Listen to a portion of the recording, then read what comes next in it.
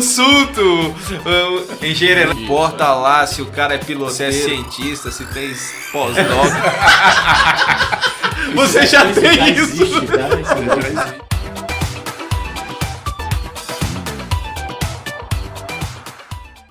Oi, gente, aqui é o Marcelo de novo. Bem-vindos. Estamos aqui novamente com o professor Otávio, com o Kiko Scartesini, da Omni Produções, está lá atrás. Vamos ver se ele participa com a gente hoje, quem sabe, né? E vamos nessa. Hoje nós vamos nesse nosso podcast, a gente vai falar um pouquinho das nossas histórias aí, o que a gente fez direitinho, as nossas experiências ali nessa primeira expedição, o que a gente conseguiu e onde a gente quer chegar, né? Diga aí. Não, legal, acho que é isso mesmo. Então, estamos de volta aqui com o Mark, com o Kiko e eu, Otávio, para a gente falar como é que foi essa primeira prova de conceito, né? De como a gente imaginou, primeiro, a logística de como ia buscar esse material, como era sequenciar o material em loco. E até é legal para a gente falar de tudo que deu certo, tudo que deu errado, tudo que deu umas paradas muito loucas. Então tem que entender qual é a dinâmica de fazer uma experimentação em campo de uma tecnologia de alto desempenho. Eu acho que a grande prova de conceito dessa expedição que nós fomos é exatamente isso, é mostrar que uma tecnologia que antes era limitada a um laboratório, dadas todas as circunstâncias de temperatura, ar-condicionado, eletricidade, água, e se era possível a gente sair para campo e entrar num sistema completamente sem controle e sair de lá com um resultado... Sem esquecer do Doritos. Sem esquecer do Doritos, porque, pô, viva Doritos. Viva Doritos, Doritos. Viva Doritos. Olha, deixa claro, nós não estamos recebendo nenhum patrocínio da Pepsi ou do Doritos ou de quem quer que seja. Mas viva Doritos, Doritos é uma bomba, caramba. Embora eu tenha tido o olhar, de ódio dos meus piloteiros quando eu troquei o pão de forma pelo Doritos, mas eles entenderam, porque também foi isso, né? Era uma discussão, que o piloteiro, o que o motorista, o pessoal do mar, todo mundo come igual.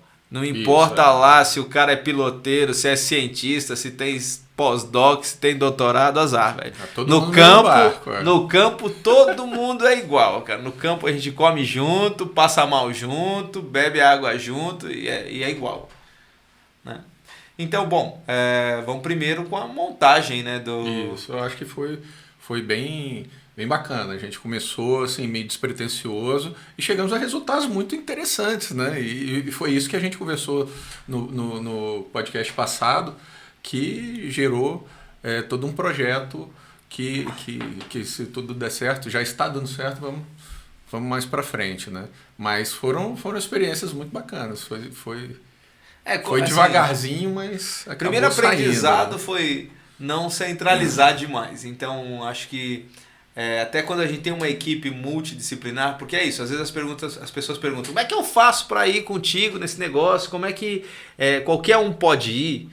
Não é qualquer um, porque também, assim, senão vira festa da mandioca, né? Mas, assim, a ideia é que muitas pessoas de diferentes expertises possam trabalhar.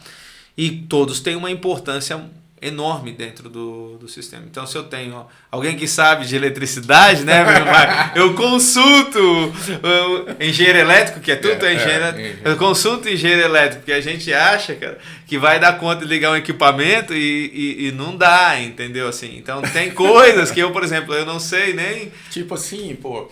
Tomada de 10 amperes, tomada de 20 amperes, ninguém sabia a diferença, né? Eu não sei até hoje, eu continuo sem saber as tomadas, né? Então, assim, por exemplo, até a organização da logística, da comida, algumas coisas eu tenho um pouquinho mais de experiência, outras eu não sei nada. E isso também já me mostra que uma expedição para a ciência não é só uma expedição para a ciência. Se você fez uma expedição dessas de viagem, de escalada, de um hiking, qualquer coisa parecida, a parte básica é exatamente a mesma. Todo ser humano precisa de água, comida e um certo conforto para não morrer. Eu falo que assim, o mais importante da expedição se sai 10, voltam 10. a gente não gosta da ideia de ninguém morrer, embora a gente vá para Mas lugares... voltar 11 também tem alguma coisa errada. Né? Também. Acho que nunca ninguém engravidou nessas expedições, né? Mas assim, Eu não quero isso botar a minha gente mão no também fogo. evita. A gente evita ao máximo. Até porque eu já tenho a minha filha, tá bom, tá legal, fico satisfeito com ela. Enfim, mas assim, a primeira foi a questão de logística e de montagem, né? Eu acho que até a parte de imagem, porque o Mark levou um drone, a gente foi aprendendo com o passar dos dias, né? E manter as coisas isoladas. Porque, gente, quando a gente vai para uma expedição dessa, o que mais tem é terra, tem terra pra caramba, então tudo fica... E na época de chuva no Pantanal, tudo fica enlameado. Então, por exemplo, eu me lembro uma vez que eu fui dar um curso na Colômbia, que eu fui fazer um curso com lagartos, e eu tropecei de um barranco e despenquei, fui tentar pegar um lagarto e caí na lama, enfiei mesmo minha cabeça, meu tórax e tudo dentro da lama. E aí eu só via os alunos falando assim, professor, está bem? Está tranquilo? E eu não estava tranquilo. Isso porque de dia era um calor infernal. E à noite foi o maior frio que eu já passei. E depois eu tive que tomar banho numa bica. Então, essas dinâmicas do essencial são importantes para a gente chegar no nível de tecnologia. Porque sempre que a gente pensa na expedição científica, pensa, nossa, tecnologia muito terrível. Altíssimo nível. Altíssimo nível. Mas a base é água em galão, é pão de forma, é Doritos. É isso. Chá, Né? muito chá. Muito chá mesmo. Né? E também a logística de segurança. Também isso é uma coisa muito importante. Isso é importante. Até porque, assim... A gente brinca, mas é importante. Imaginem que a gente às vezes vai, por exemplo, nessa próxima expedição, que aí vocês vão poder até acompanhar com a gente, se tudo der certo, né? Se a gente conseguir o subsídio. Mas a ideia é que a gente vá para 300 km no meio do nada. Para a gente rodar esses 300 km, a gente vai levar em torno de 15, 16 horas. E se a gente tem um acidente nesse lugar, não tem isso nada. Isso correndo tudo bem. Isso. Que nessa nossa última expedição, numa estrada foi na Estrada Parque, né? Foi o que foi? Não que sei, furou, conta aí. Não, furou o pneu. Foi, né? Foi na direção da Estrada Parque. Na direção da Estrada Parque, estrada de terra, lisinha, tranquilo. Pneu furado. É isso. No meio do nada. Poeira comendo solta, né? Coisa que eu já aprendi. Então, para uma caminhonete é legal, mas duas é essencial. Porque quebrar uma tem que andar 50. Eu meço a minha periculosidade pela quantidade de dias que eu tenho que caminhar de volta se eu quebrar o meu veículo. Então, por exemplo, até 100 quilômetros eu vou, porque eu consigo, sei lá, caminhar em 3 dias. Mas aí eu tenho que ter água suficiente para retornar, né? É ultramaratonista você agora, né? Não dá não uns 30 km por dia, cara. Eu calculo 30 km caminhando por dia. Eu e a cachorra, né? Mas assim, é isso. Então, o primeiro desafio foi a logística mesmo, sim, de fazer as coisas funcionarem. Aí a gente aprendeu algumas coisas, né? A gente viu o que funciona, o que não funciona, o que precisa mais, o que precisa menos.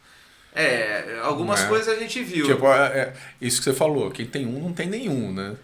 Isso quem é mesmo, não tem isso nenhum, é real. Isso é um fato. E a outra coisa que a gente aprende também, cara, que o dinheiro nesses lugares, naquele momento, não vale nada. O dinheiro, ele é importante para você conseguir a estrutura para ir. Mas lá não tem o que trocar. O que você levou é o que você tem. Não tem iFood, não tem aonde consertar coisas, não tem nada. Você está por conta e risco. Então, é por isso que é importante a preparação, né? Sim. Tem que ter backup de tudo. De tudo, computador, enfim. Agora, a outra coisa, deu certo? Deu certo, Marcos? Nós conseguimos fazer? Olha, me arrisco a dizer, deu muito certo. Muito certo. Acho que foi muito bacana. E a gente conseguiu resultados. Você é muito melhor do que eu para falar sobre os resultados científicos da experiência. Mas a gente obteve resultados muito consistentes, eu acho. A ideia é que a primeira é a análise da sequência, se deu certo ou não deu. O primeiro resultado positivo é nós conseguimos sequenciar, porque a qualidade vem depois, né? Acho que a primeira pergunta é deu para sequenciar? Então, em primeira instância, a gente tinha o que nós decidimos, né? A gente pensou, vamos sequenciar animais, sequenciar plantas ou sequenciar micro-organismos? E mais uma vez, vamos começar do mais simples para o mais complexo. A gente podia ter laçado um jacaré, podia ter pego uma arara, mas a gente primeiro não conseguiu a tempo as autorizações do CIGEM e por conta disso a gente respeitou a estrutura governamental. Mas a gente tinha autorização para água. Então a primeira coisa que a gente teve que fazer foi coletar a água em diferentes pontos. Então nós tínhamos pontos de rio, de água parada e de diferentes rios. Uma das coisas legais é que todo mundo já viu aquele negócio do Rio Negro e Solimões, né? Sim. Que você tem uma tem junção, encontro das águas. tem encontro ali. das águas. Isso acontece por causa das propriedades físico-químicas, né? Então você tem temperatura, carbonato de cálcio, pH e não deixa eles se misturarem. Então a gente escolheu um ponto do Pantanal onde a gente tem essa diversidade, né? A gente tem de um lado o Rio Miranda e do outro a gente tem o Rio Salobrinho. E eles são bem diferentes. Tipo, um é bem amarronzado e o outro é bem claro. Tipo bonito. Tipo bonito, ele é todo clarinho. Então a gente, vamos coletar água. Aí quanto de água?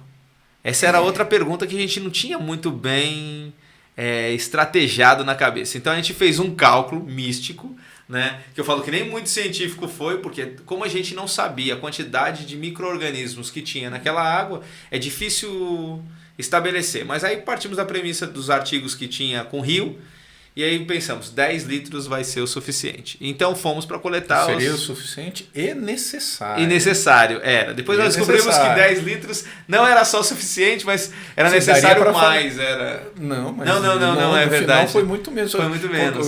Nós coletamos, eu acho que 1,5 litro.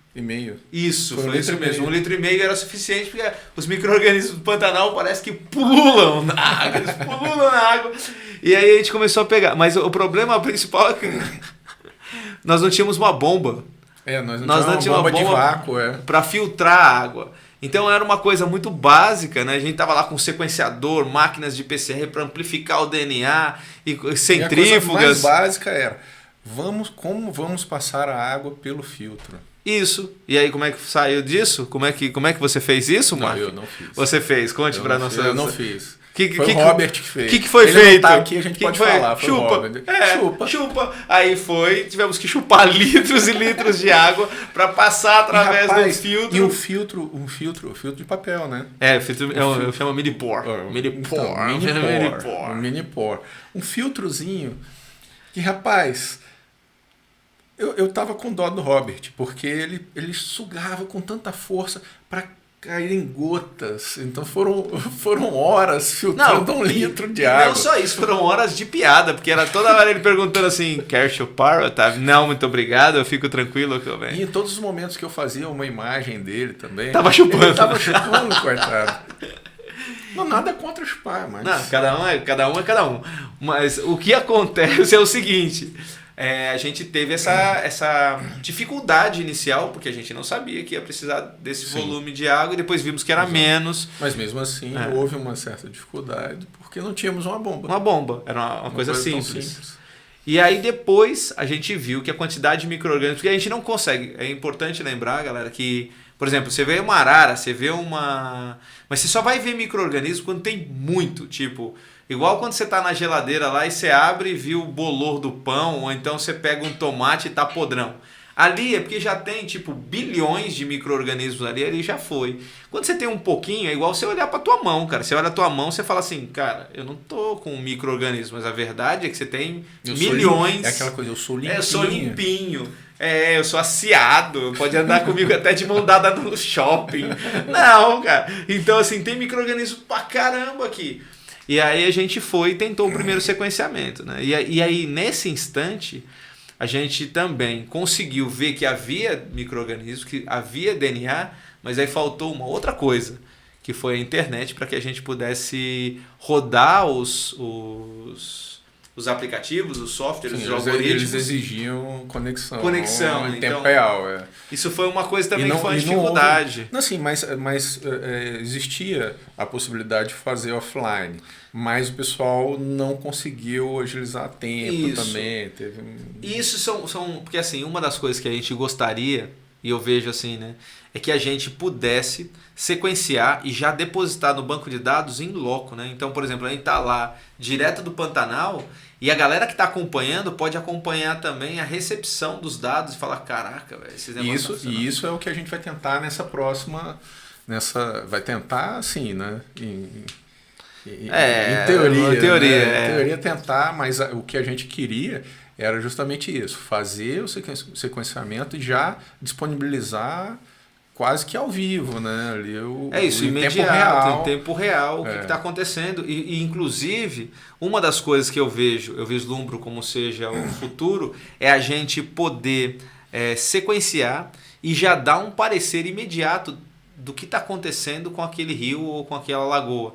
Então, imediato você já olha no seu computador, entra lá com o seu pendrive, que tecnicamente vai diminuir ainda mais, vai ter uma hora que a gente vai chegar tipo com um sensor tipo de dedo assim, e a gente vai poder falar, nossa, essa água precisa de remediação imediata, com isso e aquilo outro. Ou então, não, a saúde desse bioma está perfeita, porque os micro-organismos que compõem essa área do Pantanal está maravilhosa, então nós não precisamos fazer nada, simplesmente deixar eles em paz e não fazer nenhuma besteira.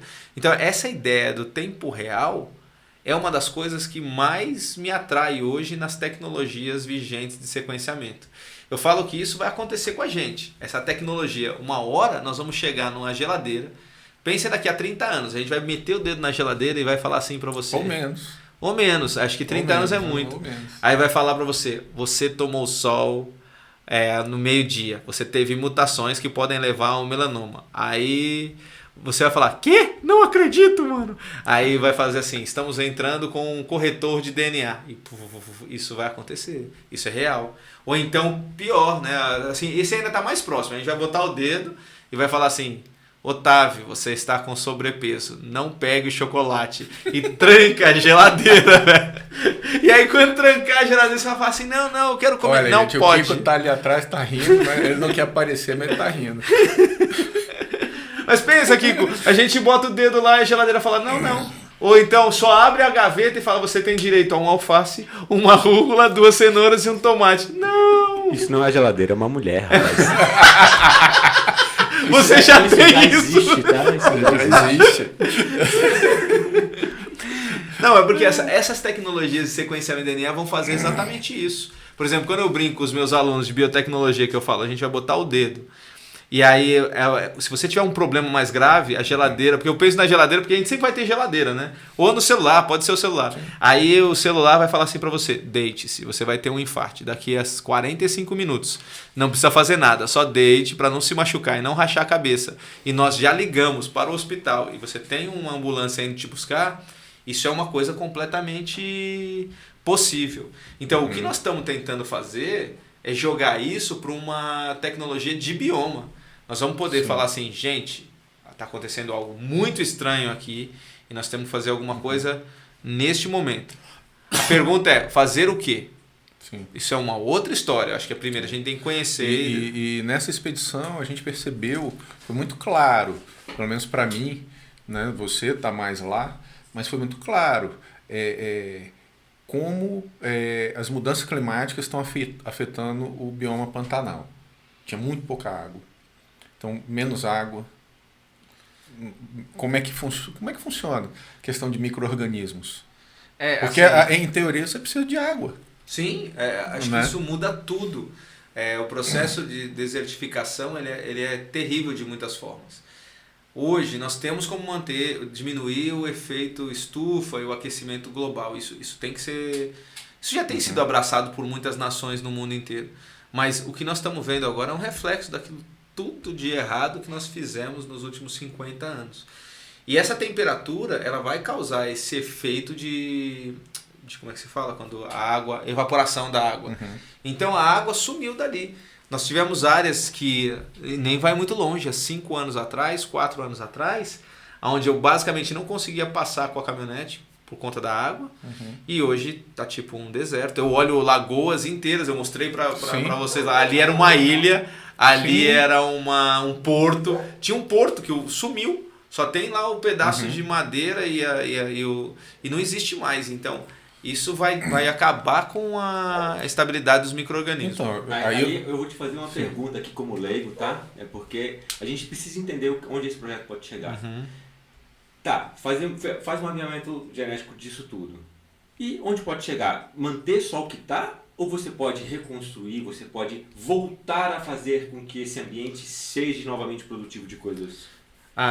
Essa pergunta é legal, porque acho que a primeira coisa é conhecer, porque a gente efetivamente está começando a entender o que está acontecendo. Assim, tipo, qual é a pressão, como o Kiko perguntou, qual é a pressão que o meio ambiente exerce nesses micro-organismos, por exemplo, e que vão ter consequências na fauna, na flora, até mesmo no ambiente. Né?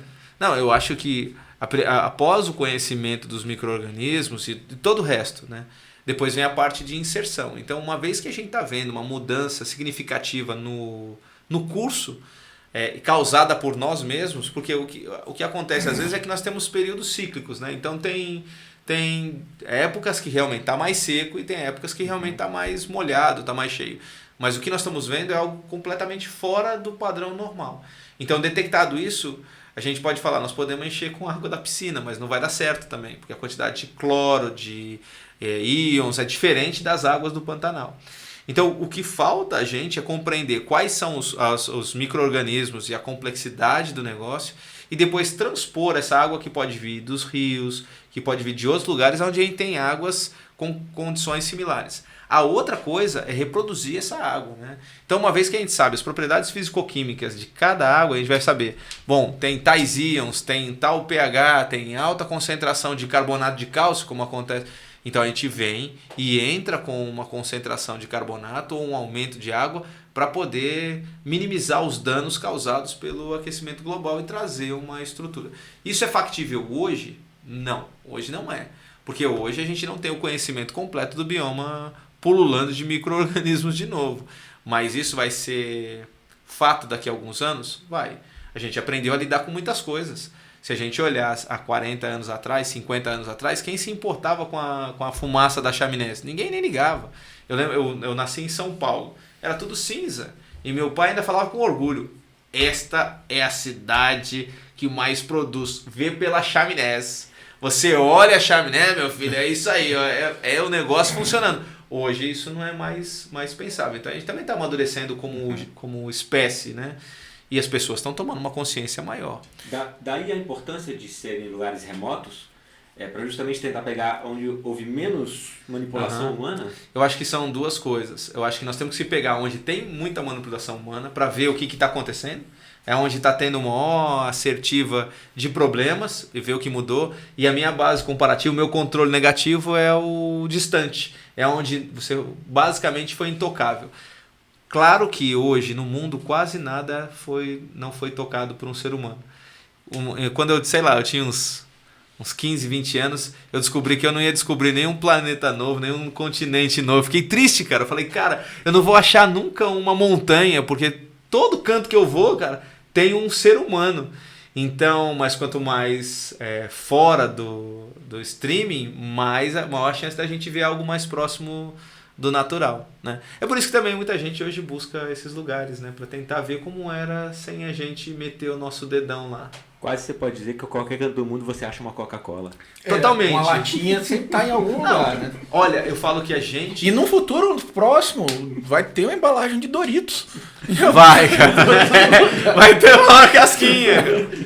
Mas isso é uma coisa muito interessante, porque a gente estava discutindo agora há pouco que o ser humano não é um animal... Nós não somos bons caçadores, não temos muita força, não temos velocidade, mas eu falo que nós somos bons em mudar o ambiente a nosso favor e a gente é bom em procriar. Eu falo que eu cheguei uma vez no deserto do Saara, não tinha nada, e aí você sai de dentro... O que sai de dentro de uma tenda? Uma criança. Aí você chega no Alasca. Tô lá no Alasca, cara. Não tem nada, só gelo. Não tem nada, só gelo. Aí tem um iglu, sai um guri. Então, todo canto, cara, tem uma criança, cara. E só mostra... Nenhum bicho faz isso. Nenhum bicho se reproduz no gelo, no deserto, no Pantanal. Então, só o ser humano. Só o ser humano e as baratas, né? Mas mesmo a barata ela tem limitação de temperatura.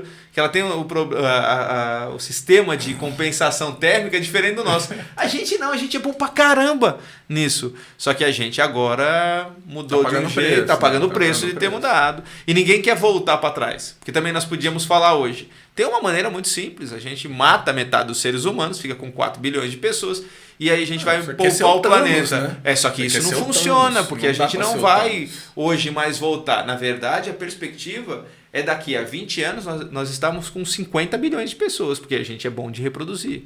Então, o que a gente tem que fazer é preservar o sistema, para o sistema nos aceitar como a gente é. A gente é predatório, a gente é. Só que a gente tem que aceitar na nossa natureza e trabalhar com as limitações que a gente vai causar no planeta. Então, a gente não tem como diminuir a quantidade de filhos? Não tem, cara. A gente não tem como diminuir a quantidade de pessoas, só se vier uma pandemia e a gente não tiver vacina. Seleção natural não age mais da mesma forma como agia a todos os outros animais. A gente subverte a seleção natural. Sim. Quando o negócio vai selecionar a gente fala, vamos criar uma vacina aqui. Aí vem um tornado, não sei o que, a gente cria um bunker. Então a gente é bom nisso, a gente é bom em criar. Mas então a gente tem que criar alguma coisa também para preservar o ambiente, para que ele possa nos dar de volta aquilo que a gente também está tirando dele, né, coitado. Uhum. Eu tenho meio pena do ambiente, velho. A gente é... Nós somos implacáveis pra caramba, cara. Mas eu acho que, assim, iniciativas como essa...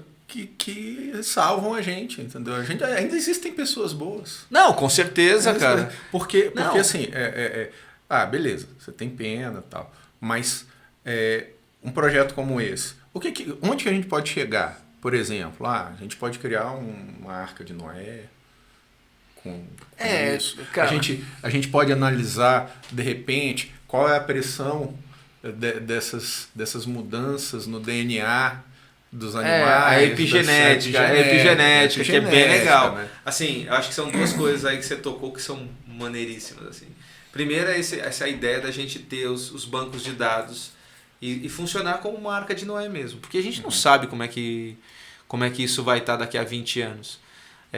Essa semana eu estava explorando os genomas de animais extintos. Né? Então, você tem uma espécie de rinoceronte, você tem o lobo da Tasmânia, você tem o mamute lanoso. E tudo que a gente tem deles hoje são pedaços ou DNA. E o DNA ele sempre vai ajudar a gente a entender melhor. E se a gente entender melhor, a gente vai conseguir ajudar eles melhor. Vamos pegar a ararinha azul. A ararinha azul tá basicamente extinta. A gente deve ter pouquíssimos casais que foram regressados no interior da Bahia, mas, cara, ela desapareceu. Independente de quem seja a culpa, foi humano, foi mudança climática, sumiu, mas o DNA está lá. E o DNA vai ajudar a gente, por exemplo, a multiplicá-las de forma inteligente. Então, tem algumas coisas... Que a história da Arca de Noé não era muito viável, né? Só um casal. Não, só um casal não ia dar multiplicidade genética, ia ter problema. Né? Eu podia até salvar num curto período, mas depois... Mas então, um banco de dados genético ajuda... A variabilidade genética. Eu acho que um banco de dados nesse patamar, ele abre as portas para uma análise incrível. Não Parque só para o Pantanal. Talvez Parque dos Dinossauros. Bom, eu sei que a ideia para algumas pessoas, mas assim, também tem a parte ética que é muito forte. Então, como a gente vai colocar, por exemplo, um tiranossauro hoje no mundo que a gente se encontra? Não é uma coisa fácil. Um mamute talvez fosse mais fácil, porque nós temos elefantes, enfim, a gente vai ter uma outra estrutura ambiental. Mas você ter o conhecimento de todas essas informações vai nos permitir consertar coisas que foram perdidas. Se não, em algum dia, poder devolver uma arara azul para a natureza, mas entender quais foram as mutações que levaram ela para uma extinção que foi preliminar. Né? A verdade é que os animais se extinguem durante toda a história do nosso planeta. É o famoso vórtex da extinção. Exato, e a gente tem um estudo que mostra que quanto menor a multiplicidade de espécies, maior o índice de extinções. Então, se a gente tiver muitas extinções, daqui a pouco vai começar a ter mais extinções em massa, porque menos espécies, e aí depois a gente vai ter um ciclo que tudo vai começar de novo. E o lance da epigenética? O lance da epigenética eu acho muito bom. Isso nunca ninguém fez direito, e na verdade nunca ninguém fez num nível de bioma. Então, a epigenética é o efeito do ambiente sobre o DNA. Até alguns anos atrás, a gente imaginava que tinha... As mutações eram ao acaso. que era um acaso e que o ambiente não tinha um potencial de mudar o meu DNA. Então, por exemplo, tem uma história que eu acho massa. Saiu um artigo que chama O Pecado dos Nossos Pais. Então, o que se mostrou era que mães fumantes levavam as crianças a ter um maior índice de obesidade. Não eram estruturas correlatas, a criança não tinha comida a mais, não sei o quê. Então, mães que fumaram durante a gravidez e fizeram com que crianças tivessem maior facilidade em ganhar peso. E aí, nesse dia que eu li, eu xinguei minha mãe. Eu falei, mãe, beleza, viu? Porque você fumou. A culpa foi tua, mãe. Que tirar por isso. Pô, e agora a culpa de eu ganhar peso e sofrer agora é culpa tua. Ela, meu filho, tudo é culpa da mãe. Isso foi coisa de Freud. Eu falo, não, mãe, é verdade. Tá aqui, ó, o artigo. Olha, é paper real. É um artigo super bom que mostra que você fumou, mãe. Ela... E eu não fumei. Eu falei, agora você pode falar porque é politicamente incorreto, mas na época, 76, certeza. Ela, 2 vezes, 3 vezes. Falei, isso explica muita coisa. Então esse artigo é fantástico, ele mostra que o ambiente pode gerar variações no DNA direto, sem ser mutações aleatórias, e que vão depois ser passados de geração em geração. Ou então, por exemplo, se você treinar hoje, fazer exercício físico, e você fecundar uma mulher, como só estou eu e o Kiko aqui, você não precisa se preocupar, né? Mas assim, o que vai acontecer? O bebê que vai nascer de vocês dois vai ter uma maior possibilidade de ter ganho de massa muscular. Porque você fez exercício e algum fator fez com que o seu DNA se adequasse a essa situação e passasse para frente para a próxima geração. Agora, vamos pensar no lance do bioma. Aumenta a temperatura global. Alguma coisa está acontecendo e o DNA alguma pressão. Né? E algumas espécies estão falando assim, não, eu consigo me adequar, eu consigo fazer uma coisa mais eficiente. Só que a gente só vai conseguir ver isso se a gente sequenciar e fazer as análises epigenéticas. Coisa que ninguém fez no bioma. Então, isso é mais uma coisa legal no nosso projeto. Até porque se a gente entende como ele se... Sem chutar a câmera. Até a câmera sem querer. Até porque se a gente entende como eles se adaptam, pronto, é mais um sistema de proteção. Eu posso estimular essas espécies a se defenderem de forma mais eficiente contra aumento de temperatura global, ausência de água, desertificação e assim por diante. Parece distante, mas talvez não esteja tão distante. Agora, que é uma ideia legal pra caramba, não é, cara? Eu acho. É massa. Ensinar um genoma a se defender de um ambiente estressante é igual ensinar a criança a se defender de um ambiente hostil numa escola, como conversar, o que a gente está fazendo com o nosso DNA é exatamente isso. É falando pro DNA assim, cara, não faça assim não, assim você vai mutar e você vai morrer, mano, assim não. Então, essa epigenética é um ponto muito importante do nosso projeto e acho que é muito inovador. Também eu não vejo nenhum projeto vigente em nível mundial indo nessa direção. Epigenética ou epigenômica de biomas completos. Isso não existe. Ou não conheço, né? Também, porque eu sempre também acho que quando alguém tem uma boa ideia, cara, pelo menos 4 pessoas já tiveram também. Então, tem gente boa pra caramba no mundo trabalhando. É só porque a gente também vai fazer a nossa vez. A gente também é gente boa. A gente é esforçado, a gente estuda, cara. Não, é isso, gente. Eu queria agradecer mais uma vez vocês estarem ouvindo aí o nosso podcast, estarem acompanhando aí o nosso vídeo e não se esqueçam, sigam a gente, comentem, falem, sugiram temas e não deixem de ficarem ligados que novidades virão. É isso, cara. E galera, olha o que a gente tá fazendo. Segue a gente, traz Doritos salva vidas, traz Doritos, Doritos salva vidas. Então, mas é importante você estar aí distribuindo conhecimento com a gente e levando a informação. Até porque a gente está fazendo ciência de ótima qualidade aqui no Brasil e é para vocês mesmo, galera. Então, segue a gente, Doritos na veia e salvando. Em breve, nova expedição. Não deixem de acompanhar a nova expedição. Nova expedição. Em breve mesmo, cara. Eu que estou enrolado. Tchau, galera.